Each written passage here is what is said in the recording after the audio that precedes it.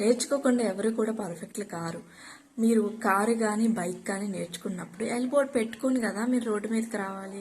అలా కాకుండా ఎలా పడితే అలా వస్తే వెనకున్న వాళ్ళకి అవగాహన ఉండదండి. మీకు వచ్చా రాదా అని తెలియకుండా వాళ్ళు ఓవర్టేక్ చేస్తుంటారు. ఆ టైంలో మీకు తెలియకుండా లర్నర్ కాబట్టి కొంచెం పక్కకు జరిగినా మీకు యాక్సిడెంట్ అవుతుంది.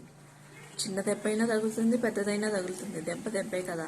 సో మీరు కాస్త ఆలోచించండి, ఎల్బోర్డ్ పెట్టుకోండి. చాలా వరకు యాక్సిడెంట్లు ఎల్బోర్డ్ వల్ల అవుతున్నాయి, లేకపోవటం వల్ల అవుతున్నాయండి. ఇంకొకటి హై బీమ్ లైట్స్ వాడుతున్నారు. మీ స్వార్థం కోసం మీరు అలా వాడితే ఎదుటి వాళ్ళు ఏమైపోవాలండి. మీరు రోడ్డు కనిపించినప్పుడు కదా మీరు వాడాలి. ఎదుటి వ్యక్తి వస్తున్నప్పుడు వాళ్ళు డిమ్ కొట్టినప్పుడు మీరు కాస్త తగ్గించండి ఆ లైట్ని. మీకు మాత్రమే కనిపిస్తుంది, ఎదుటి వాళ్ళకి కనిపించదు. వెళ్ళాలా ఆగాల తెలియదు.